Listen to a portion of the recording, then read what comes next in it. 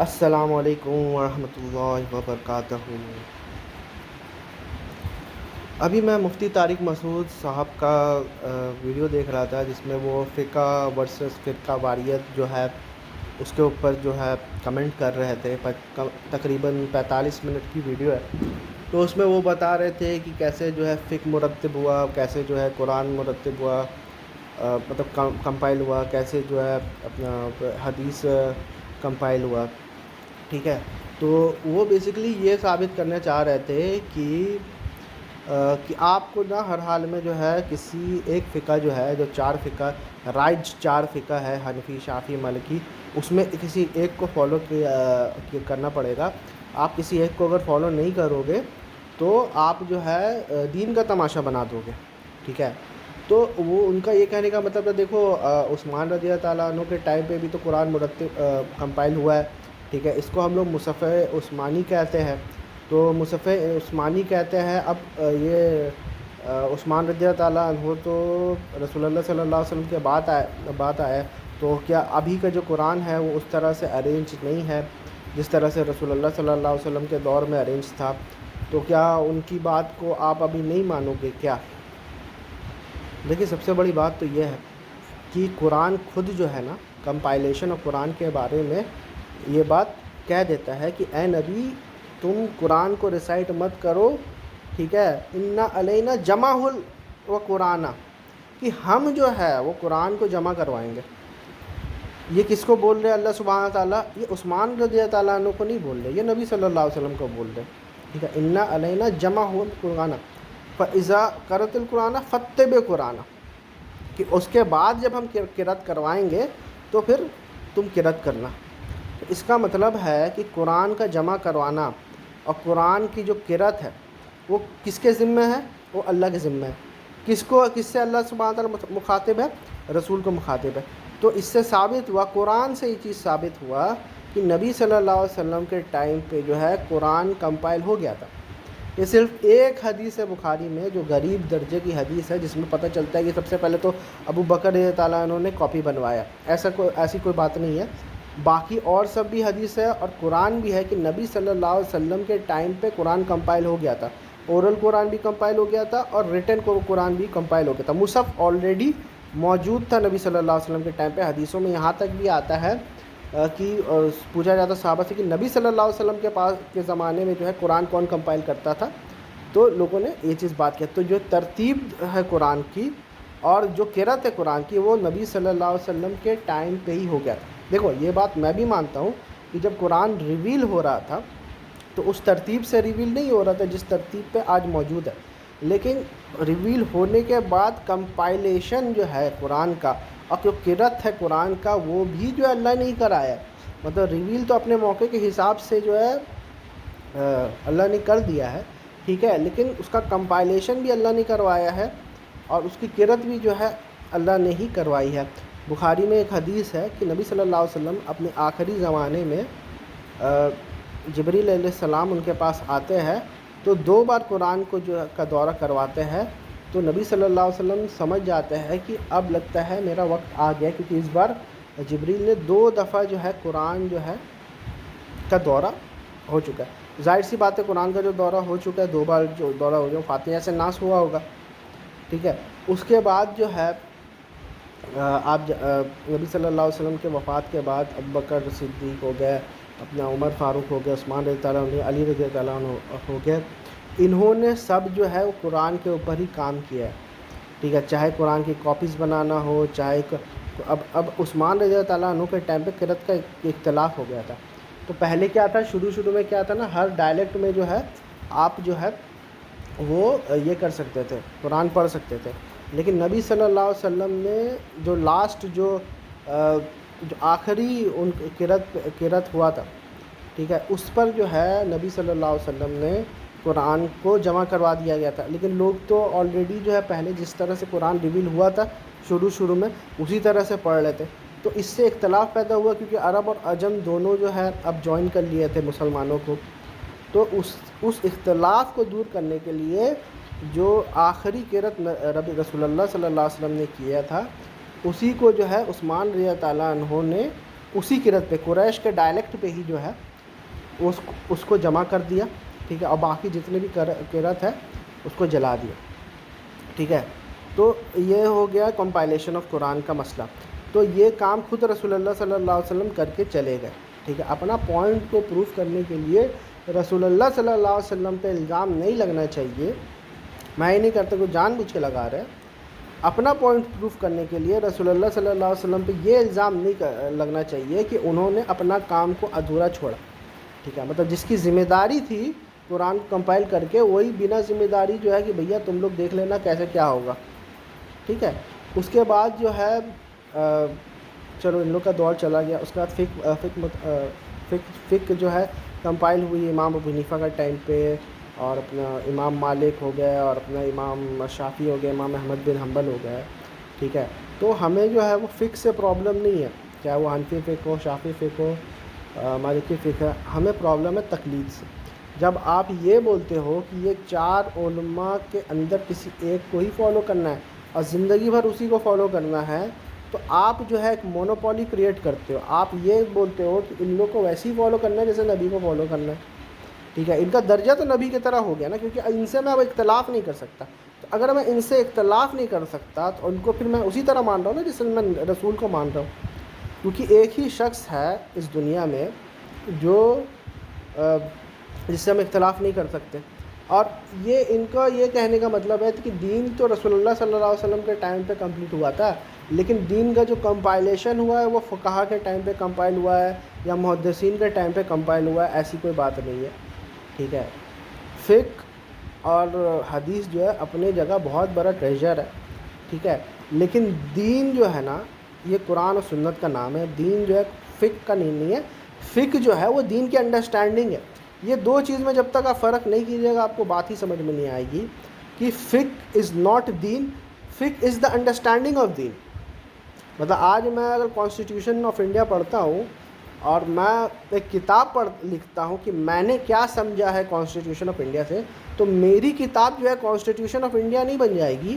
Constitution of India اپنی جگہ موجود ہے، میں نے اس سے کیا سمجھا ہے وہ میری کتاب ہے۔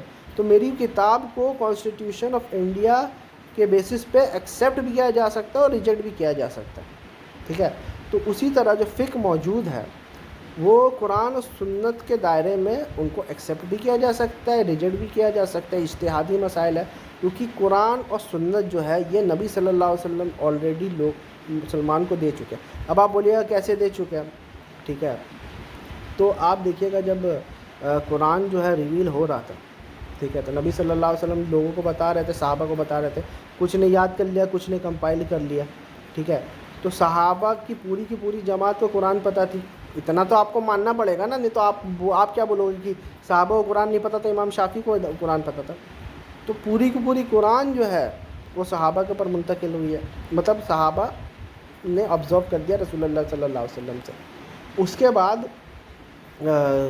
کے بعد جو ہے سنت کی، کیسے نماز پڑھا جاتا ہے، کیسے زکوٰۃ دیا جاتا ہے، کیسے حج کیا جاتا ہے، سرکمسیشن ہو گیا، اور بھی بہت سارے مسائل جو ہے وہ رسول اللہ صلی اللہ علیہ وسلم نے اعلانیہ کیا، ٹھیک ہے۔ ایسا تو نہیں نا کسی ایک صحابی کو آ کے بتا دیا اور باقی کسی کو پتہ نہیں ہے۔ نماز، روزہ، حج، زکوٰۃ سب کر رہے ہیں، ایسا نہیں ہے کسی ایک بندہ ایک چیز کر رہا ہے۔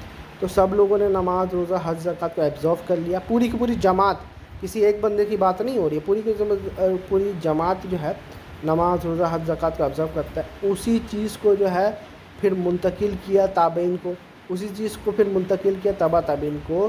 تو یہ جو قرآن و سنت جو ہے وہ جنریشن بعد پوری جنریشن اس کو ٹرانسمٹ کر رہی ہے، اس لیے قرآن و سنت میں کوئی اختلاف ہے ہی نہیں، ٹھیک ہے۔ قرآن اور سنت میں کوئی اختلاف نہیں ہے۔ اختلاف کب آتا ہے؟ قرآن و سنت کے فہم میں اختلاف ہے۔ کوئی بھی بندہ قرآن اور سنت سے کیا فہم نکال رہا، ہو سکتا ہے، اور صحابہ میں بھی اختلاف ہے، ہو سکتا ہے ابن مسعود رضی اللہ تعالیٰ عنہ کچھ اور فہم نکال رہے، ہو سکتا ہے ابن عباس رضی اللہ تعالیٰ عنہ جو ہے کچھ اور فہم نکال رہے، ٹھیک ہے۔ اس سے قرآن میں کوئی اختلاف نہیں آ گیا۔ اس میں آپ بولیے گا کہ ابن عباس اور ابن مسعود میں رضی اللہ تعالیٰ عنہما میں اختلاف آ گیا۔ تو اسی طرح سے دین کی انڈرسٹینڈنگ میں جو اختلاف آیا ہے وہ فقہ کے وجہ سے آیا، اور یہ اختلاف ایکچولی اچھا، میں اس کو کنڈیم نہیں کر رہا، ٹھیک ہے۔ اس کے بعد آئیے حدیث کے دور میں، ٹھیک ہے. اب بہت سارے لوگ جو ہے پہلے تو فقہ یہ ہوا نا، تو سوال یہ اٹھتا ہے کہ اگر فقہ میں جو ہے قرآن و سنت آ چکا تھا تو الگ سے حدیث ریکارڈ کرنے کی کیا ضرورت تھی؟ وہ چیز تو فقہ کے کتاب میں بھی ریکارڈ ہو سی تھی. اگر حدیث و سنت ایک ہی چیز ہے تو جتنی بھی حدیثیں ہیں آلریڈی فقہ کی کتاب میں کمپائل ہو جانی چاہیے تھی. پھر محدثین کا کیا کام آیا تھا؟ محدثین کا کام اس لیے ہوا تھا کہ فقہ جو ہے وہ بیسکلی جو ہے آلریڈی جو ہے سنت کے حساب سے ہو رہی تھی، اور سنت جو ہے عملی تواتر سے ٹرانسمٹ ہوا تھا. اسی لیے آپ دیکھیے گا امام حنیفہ ہوئے اور امام شافعی ہوئے، وہ لوگ جو امام ابو حنیفہ ہوئے اور امام مالک ہوئے، انہوں نے جو فقہ کو جو کمپائل کیا ہے تو وہ عملی تواتر کے اوپر زیادہ فوکس کرتے تھے. امام مالک بھی جو ہے وہ مدینہ کا عمل کو زیادہ دیکھتے تھے، اور ایون امام شافعی بھی جو ہے بولتے کہ پورے کی پوری دین جو ہے نا نقل کافہ عن الکافہ جو ہے ہم لوگ تک پہنچی ہے کہ پورا جو ہے نا پوری کی پوری امت اس دین کو ٹرانسمٹ کر رہی ہے. ٹھیک ہے، تو پوری کی پوری امت اگر دین کو ٹرانسمٹ کر رہی ہے تو ادھر حدیث کی ضرورت نہیں ہے. حدیث کی ضرورت کیوں پیدا ہوئی ہے؟ کیونکہ بہت سارے لوگ جو ہے حدیث کے معاملے میں جھوٹ بولنے لگے کہ ہم نے اس سے لیا. تو اب محدثین کا یہ ہو گیا کہ بھیا ہر کوئی حدثنا اکبرنا کر کے جو ہے حدیث سے بیان کر جاتا ہے، تو ہمیں کچھ اصول بنانا چاہیے. تو اسی اصول کے بیسس پہ امام مالک نے بھی کمپائل کیا ایک والیوم موطا کے نام سے. پھر امام بخاری، امام مسلم، امام ابو داؤد، یہ فیمس محدثین. اس کے علاوہ بھی بہت ساری حدیث کی کتاب ہے. تو حدیث کی کتاب جو ہے نا یہ اسلام کا آپ سمجھ لیجیے ہسٹوریکل ریکارڈ ہے. یہ نبی صلی اللہ علیہ وسلم نے کمپائل نہیں کروایا. فقہ بھی جو ہے نبی صلی اللہ علیہ وسلم نے کمپائل نہیں کروایا. اسی طرح فقہ میں بھی آپ 100% فقہ فالو نہیں کر سکتے. حدیث میں بھی آپ 100% حدیث فالو نہیں کر سکتے. بھیا جب علماء خود جو ہے کچھ حدیثوں کو اپنا رہی ہے اپنے اصول کے مطابق اور کچھ حدیثوں کو ریجیکٹ کر رہی ہے اپنے اصول کے مطابق، تو 100% تو امام بخاری بھی جو ہے حدیث کو نہیں اپنائے. ٹھیک ہے، امام بخاری کے بارے میں یہ چیز کہا جاتا ہے کہ 1,00,000 حدیث میں سے چند ہزار حدیث کو انہوں نے کمپائل کیا. تو باقی کی حدیث کو انہوں نے کیوں چھوڑا؟ کیا وہ رسول اللہ صلی اللہ علیہ وسلم کی سنتوں کو چھوڑ لیتے؟ نہیں. جب آپ بولتے ہیں کہ حدیث ضعیف ہے تو آپ نبی صلی اللہ علیہ وسلم کے اوپر حکم نہیں لگا رہے ہیں، آپ راوی کے اوپر حکم لگا رہے. تو حدیث بیسکلی نا دیکھیے یہاں پر یہ لوگ گیم کھیلتے ہیں. وہ یہ بولتے ہیں تم نبی صلی اللہ علیہ وسلم کی بات کا انکار کر رہے ہو. تو کوئی نبی صلی اللہ علیہ وسلم کی بات کا انکار نہیں کرتا. کوئی بھی مسلمان جو ہوتا ہے نا وہ کبھی بھی نبی صلی اللہ علیہ وسلم کا انکار نہیں کرتا. جب وہ کسی حدیث کا انکار کر رہا ہے نا تو اس راوی کا انکار کر رہا ہے جو نبی صلی اللہ علیہ وسلم کے اوپر یہ بات منسوب کر رہا ہے. اس کا کلاسیکل اگزامپل 6 اور 9 والی جو روایت ہے، ٹھیک ہے، ہشام بن عروہ والی. ٹھیک ہے، تو کوئی بھی بندہ اگر آپ ضعیف بول رہے ہو تو نبی صلی اللہ علیہ وسلم کی بات کو ضعیف نہیں بول رہے، آپ راوی کو ضعیف بول رہے ہو. اگر آپ موضوع بول رہے ہو تو نبی صلی اللہ علیہ وسلم کی بات کو موضوع نہیں بول رہے ہو. اگر آپ صحیح بول رہے ہو تو نبی صلی اللہ علیہ وسلم کی بات کو صحیح نہیں بولتے. آپ کی کیا اوقات کہ آپ نبی صلی اللہ علیہ وسلم کی بات کو صحیح بولو، آپ راوی کو صحیح بولتے ہو. تو حدیث دراصل راویوں کا بیان ہے. اس میں سے کچھ بات صحیح بھی ہو سکتی ہے، کچھ بات غلط بھی ہو سکتی ہے. یہ خود جو ہے فقہاء اور محدثین خود جو ہے کتنے سارے حدیثوں کو ریجیکٹ کرتے ہیں. مطلب میں کروں تو سالہ کیریکٹر ڈھیلا ہے، اس ٹائپ کا ہو جاتا ہے. ٹھیک ہے، کہ اگر کوئی عالم اپنے اصول کے بنیاد پہ حدیث کو ریجیکٹ کرے تو ماشاءاللہ مجتہد ہے، ماشاءاللہ محدث ہے. لیکن آج کے دور پہ وہ سیم کام کوئی چیز کرے اپنے اصول کے حساب سے تو وہ منکرین حدیث ہو جاتا ہے. یہ دوگلا پنتھی آپ دیکھیے. اور ان کے کہنے کا مطلب ہے کہ ہم نبی صلی اللہ علیہ وسلم کا یہ چھوڑ کر جو ہے ان کے علماء کی پرستی کر ہول اینڈ سول. ان کا یہی بتانے کا یہ ہے کہ بھیا دس دین has been hijacked by علماء. ٹھیک ہے، آپ جو ہے حنفی شافعی کے علاوہ آپ کچھ نہیں کر سکتے، آپ کو ہم لوگ کرنے نہیں دیں گے. یہ ایک غنڈہ گردی ہے، علمی غنڈہ گردی ہے. ٹھیک ہے، کیونکہ اب کیونکہ ابھی میڈیا کا زمانہ ہے اور اب جو ہے ان کے لوگ اتنی بات سنتے نہیں تھے. بھیا پہلے حنفی شافعی میں لڑائی ہو چکا ہے بھائی. ٹھیک ہے نا، تو یہ سب چیز پالیٹکس وغیرہ. اور یہ امام حنیفہ کو زہر دے کے مار دیا گیا تھا. یہ کس نے مارا تھا؟ کسی لبرل نے مارا تھا، کسی سیکولر نے مارا تھا. حسین رضی اللہ عنہ قتل جو کیا تھا کس نے کیا تھا؟ کسی لبرل نے کیا تھا، کسی سیکولر نے کیا تھا. ٹھیک ہے، آج کے ڈیٹ میں خود جو ہے حنفی علماء یہ بات بتاتے ہیں کہ 80% آف حنفی علماء جو مسائل ہے وہ امام ابو حنیفہ سے ڈفرینٹ ہے. تو بھائی جب آپ ڈفرینٹ اپنے امام سے کر سکتے ہیں تو ہم یہ چاروں امام سے ڈفرینس اوپینین کیوں نہیں کر سکتے؟ اور دوسری بات آپ یہ بولے تھے کہ کوئی آپ اسکول آف تھاٹ، تو سلفی ایک school of thought already present ہے. امام ابن تیمیہ سے اس کو جوڑا جاتا ہے. ٹھیک ہے، میں یہ نہیں بولتا ہوں کہ آپ اس کی تقلید کرنا سٹارٹ کر دو، لیکن میں یہ بولتا ہوں کہ آلریڈی سلفیت جو ہے، بھلے ہی وہ حنبلی اس فقہ سے نکلا ہوا ہے، ٹھیک ہے، لیکن حنبلی بھی جو ہے وہ شافعی فقہ سے نکلا ہوا ہے، اور شافعی بھی ایک طرح سے مالکی فقہ سے ہی نکلا کیونکہ امام مالک کے ہی اسٹوڈنٹ تھے. ٹھیک ہے، تو سلفی ایک فقہ آلریڈی موجود ہے. ٹھیک ہے، اور آج کے ڈیٹ میں تو آپ سلفیوں کے ریسپیکٹ کرتے تھے. ایک ٹائم ایسا تھا، کیونکہ آج یہ اسٹیبلشڈ ہو گیا، پولیٹیکلی اسٹیبلشڈ ہو گیا نا سلفیت. سعودی عربیہ، دبئی تو ایک طرح سے سلفی مائنڈیڈ ہے نا. حالانکہ ابھی کیا ہو رہا ہے میں آپ کو بتا دے رہا ہوں، وہ لوگ بھی ایک طرح سے جو ہے نا یہ خبر واحد کو جو ہے وہ حدیث و سنت میں ابھی تک اب وہ لوگ بھی فرق کر رہے ہیں. ٹھیک ہے، تو ان کو بھی منکرین حدیث بولنا سٹارٹ کر دو. وہ لوگ ابھی یہ خود MBS کا آیا تھا نا کہ خبر احد جو ہے دین میں جو ہے اگر قرآن سے ٹکراتی ہے تو اس کی کوئی اہمیت نہیں ہوتی. بھائی ہم بھی تو یہی بات کہہ رہے ہیں، ہم کچھ اور کہہ رہے ہیں کیا؟ اور ابن حزم کے علاوہ جتنے بھی فقیہ ہے وہ یہ بولتے کہ حدیث ایک ظنی علم ہے. تو جب غامدی صاحب یہ سب بات بولتے تو ان کو تو آپ منکرین حدیث بتا دیتے ہو. جب یہ سیم بات آپ کے علماء بولتے تو ہمارے علماء، بھیا ہمیں علماء کی عبادت نہیں کرنا، جو دلائل میں مضبوط ہوگا ہم اس کو فالو کرے گا. ہم اگر آپ بولتے ہو یہ شہوت پرستی، ایک بات بتاؤ، کسی کو اگر شہوت پرستی کرنا ہوگا تو وہ فقہ کو فالو کرے گا. کسی کو اگر زنا کرنا ہوگا تو وہ آ کے آپ سے پوچھے گا کہ بھیا میرے کو زنا کرنا ہے، کون سے فقہ میں الاؤڈ ہے، وہ کر لے گا. اس کو بھی پتہ ہے کہ اسلام میں حرام ہے یہ چیز. ٹھیک ہے، کوئی بندہ آپ سے آ کے کیوں پوچھ رہا ہے؟ وہ اس لیے پوچھ رہا ہے کہ بھیا میرے کو پریشانی آ گئی ہے. آپ یہ بولیں نہیں بیٹا پریشان ہو مر جاؤ، لیکن اپنے باپ دادا کے جو جس طرح سے دین تم کو یہ بتایا گیا ہے اس کو نہیں چھوڑنا. اس کو آپ نے نہیں چھوڑنا. ٹھیک ہے، آپ نے بزرگ پرستی کو نہیں چھوڑنا ہے. ٹھیک ہے، جو قرآن میں آیا تھا نا اتخذوا احبار و رہبان اربابا من دون اللہ، کہ انہوں نے اپنے علماء اور رہبروں کو اللہ کے علاوہ رب بنایا. تو وہی تو دکھ رہا ہے بھائی، دکھ رہا ہے. اور سورۃ توبہ میں تو یہاں تک بات ہوا ان کثیرا من الاحبار یا ایھا الذین آمنوا ان کثیرا من الاحبار و رہبان کی زیادہ تر، اور یہ مومنوں کو بولا گیا. آپ یہ بھی نہیں بول سکتے جوز کرسچنس کے بارے میں بات ہو رہی ہے. اور کیا بولا گیا ہے؟ وہ یہ بولا گیا ہے کہ زیادہ تر احبار اور رہبان جو ہے لوگوں کا مال ہڑپ کر دیتے ہیں اور آپ کو اللہ کے راستے سے ہٹا دیتے ہیں. وہ تو ہمیں دکھ رہا ہے، سامنے ہی دکھ رہا ہے، کوئی الگ چیز نہیں ہے.